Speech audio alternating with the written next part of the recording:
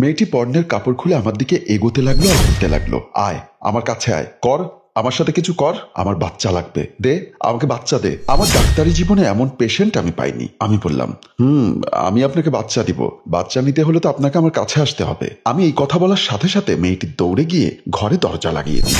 আমি কিছুটা সংকুচিত হলাম, কারণ তখন দরজার বাইরে দাঁড়িয়ে ছিল মেয়েটির স্বামী এবং মা। ওনারা কি মনে করবে? দরজা লাগিয়ে মেয়েটির সাথে সাথে এসে আমার সামনে শুয়ে পড়ল। তারপর বলল, আয় আয় শুরু কর, আজ কিন্তু আমাকে বাচ্চা দিয়েই ছাড়বি, আমার বাচ্চা লাগবে, একটা ফুটফুটে তুলতুলে পুতুলের মতো বাচ্চা লাগবে, তুই সুন্দর, তোর বাচ্চাও সুন্দর হবে। আমি অপলক দৃষ্টিতে মেয়েটির কর্মকাণ্ড দেখছিলাম, আর মেয়েটির ভেতরে বাচ্চা নেওয়ার আকাঙ্ক্ষা কতটা তীব্র এবং গভীর তা ফিল করার চেষ্টা করছিলাম। মেয়েটি এবার বলল, জানিস ডাক্তার, আমার স্বামী প্রতিদিন আমার সাথে ঘুমোয়, কিন্তু আমাকে বাচ্চা দেয় না। ও আমার স্বামী না, ও আমার শত্রু।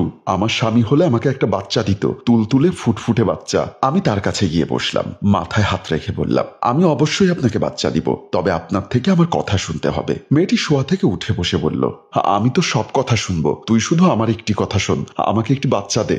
আজকে আপনাকে কোনো বাচ্চা দিব না, কালকে দিব। তুই ভয় পাচ্ছিস কেন? এখানে বাথরুম আছে, তুই আমাকে বাচ্চা দিয়ে গোসল করে চলে যেতে পারবি। আমি বুঝতে পারলাম এখনো কিছুটা সেন্স বোধ মেয়েটার ভেতরে আছে, প্রপার ট্রিটমেন্ট দিলে সুস্থ হয়ে যাবে। তারপর আমি বললাম, আজ বাচ্চা দিতে পারবো না, আপনাকে কথা দিলাম, আপনি যদি আমার দেওয়া ঔষধগুলো ঠিক মতো খান, আমি কালকে এসে আপনাকে ঠিকই বাচ্চা দিব।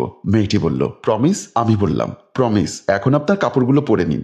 বলে আমি রুম থেকে বের হয়ে আসলাম। তখনও দরজার সামনে দাঁড়িয়ে ছিল মেয়েটির মা এবং স্বামী বাবু। আমাকে দেখে মেয়েটির স্বামী বলল, কি বুঝলেন ডাক্তার সাহেব, আমার স্ত্রী কি সুস্থ হবে? হবে, তবে লং টাইম ট্রিটমেন্ট করতে হবে। আমি যে ঔষধগুলো দিয়েছি প্রতিদিন ওগুলো খাওয়ানোর চেষ্টা করবেন। মেয়েটির মা বলল, ও তো ঔষধ খেতে চায় না, মুখে দিলেও ফেলে দেয়, প্রতিদিন আমি এসে খাওয়াবো, আপনাদের টেনশন করতে হবে না। তখন মেয়েটির স্বামী এসে আমার হাত ধরে বলল, ডাক্তার, যে কোনো কিছুর বিনিময়ে ওকে সুস্থ করে দিন। Don't worry mister Babu, I will try. আচ্ছা বলুন তো, ওর এই অবস্থার কারণ কি? মেয়েটির মা বলল, সে কথা যদি জানতে চান তাহলে আপনাকে ফিরে যেতে হবে তার বিয়ের আগের একদিনে। আপনি বলুন, আমার ওকে নিয়ে স্টাডি করতে হবে, জানতে হবে সে কেন এমন হলো। মেয়েটির মা বলল, তাহলে শুনুন। আমি সেদিন ড্রয়িং রুমে আমার ছেলের ঘরের নাতিনকে নিয়ে বসেছিলাম। ইভা স্কুল থেকে এসে স্কুল ব্যাগটা টি টেবিলের উপরে রেখে ভাইয়ের ছেলেকে আমার কোল থেকে নিয়ে নিল। ইভা ভাইয়ের ছেলেকে খুব বেশি আদর করত। মাত্র 16 দিনের নবজাতক ছিল আমার নাতিটি। ইভা হয়তো বা কোলে নিতে গিয়ে অসতর্কতায় ছোট বাচ্চাটিকে ব্যথা দিয়ে দেয়। আমার নাতিটি হাউমাউ করে কান্না করতে থাকে। পাশের রুম থেকে আমার ছেলের বউ প্রিয়া এসে ইভার কোল থেকে ওর ছেলেকে নিয়ে নিল। ইভা তখন বলল, ভাবি, তুমি ওকে আমার কোল থেকে নিয়ে নিলে কেন? আমার ছেলের বউ বলল, দেখছো না বাচ্চাটা কিভাবে কান্না করছে, একটু কান্না করছে তাতে সমস্যা কি? তখন আমার ছেলের বউ বলেছিল, আগে তুমি নিজে একটা প্রসব করে দেখো, তখন বুঝবে ছোট বাচ্চা কান্না করলে মায়ের কেমন লাগে। বলেই সেদিন আমার ছেলের বউ বাচ্চাটিকে নিয়ে চলে গিয়েছিল। সেদিন ইভা মনে অনেক কষ্ট পেয়েছিল, আমাকে জড়িয়ে ধরে বলেছিল, মা, বাচ্চা দেখলে আমার এত আদর লাগে, কিন্তু আমি বাচ্চাকে আদর করতে গেলে বাচ্চা কান্না করে। তুমি দেখবে মা, আমার যেদিন বাচ্চা হবে সেদিন আমার বাচ্চা একটুও কান্না করবে না, আমি আমার বাচ্চাকে অনেক আদর করব। যথারীতি আমার মেয়ের বিয়ে হয় বাবুর সাথে। বাসরাতে বউ সেজে বসেছিল ইভা। বাবু যখন বাহির থেকে এসে দরজায় খিল লাগিয়ে আস্তে আস্তে ইভার কাছে গেল, ইভা কিছুটা লজ্জা পাচ্ছিল। বাবু বলল, লজ্জা পাচ্ছ কেন? বারে, আমি কি আগে বিয়ে করেছি যে লজ্জা পাবো না? বাসর রাতে তুমি আমার কাছে কি চাও? বাচ্চা। তার কথা শুনে বাবু অবাক হয়ে গেল। সে আবার বলল, আমার একটা ফুটফুটে তুলতুলে বাচ্চা চাই।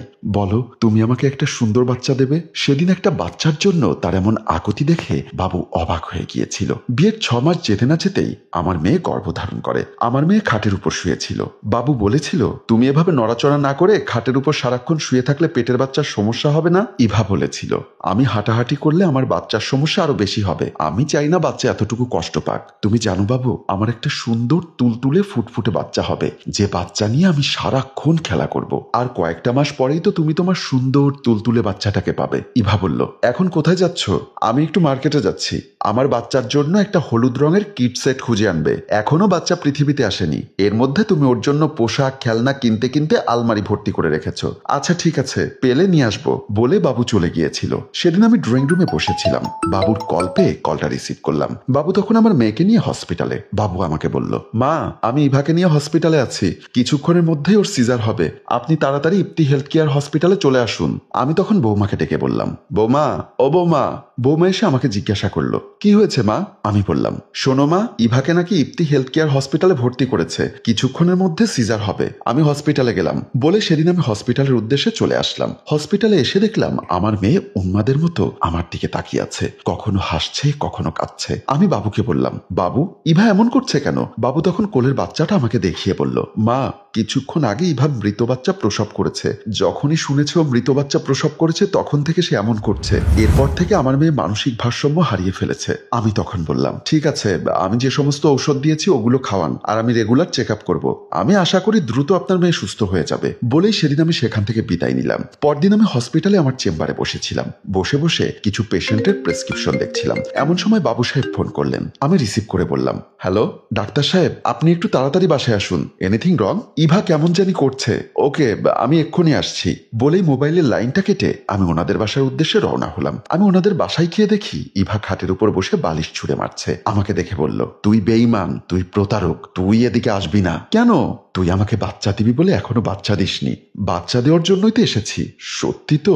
হ্যাঁ সত্যি। তাহলে দে দে, আমাকে তাড়াতাড়ি একটা বাচ্চা দে, তুলতুলে ফুটফুটে একটা বাচ্চা। তার আগে যে আপনাকে এই ওষুধগুলো খেতে হবে, তুই যদি আমাকে বাচ্চা দিস তাহলে আমি সব ঔষধ খাবো। তারপর আমি পাশে রাখা ওষুধগুলো তাকে খাইয়ে দিলাম। সেই ওষুধগুলো খাবার পর বলল, আয় আমাকে এক্ষুনি বাচ্চা দে। আপনি একটু রেস্ট করুন, আমি ফ্রেশ হয়ে এসে আপনাকে বাচ্চা দিব। ঠিক আছে, তাড়াতাড়ি আয়। বলেই সে আবার শুয়ে পড়ল। তারপর আমি ওনাদের থেকে বিদায় নিয়ে আবার আমার চেম্বারে চলে আসলাম। এর 6 মাস পর আমি চেম্বারে বসেছিলাম। বাবু আর ইভা আমার জন্য কিছু গিফট নিয়ে আমার চেম্বারে আসলো। আমি ওদেরকে দেখে বসা থেকে উঠে বললাম, congratulations mister Babu, I hope আপনার স্ত্রী এখন পুরোপুরি সুস্থ। তখন ইভা বলল, আপনার রেগুলার ট্রিটমেন্ট এবং নার্সিং এর কারণে আমি পুরোপুরি সুস্থ হয়েছি।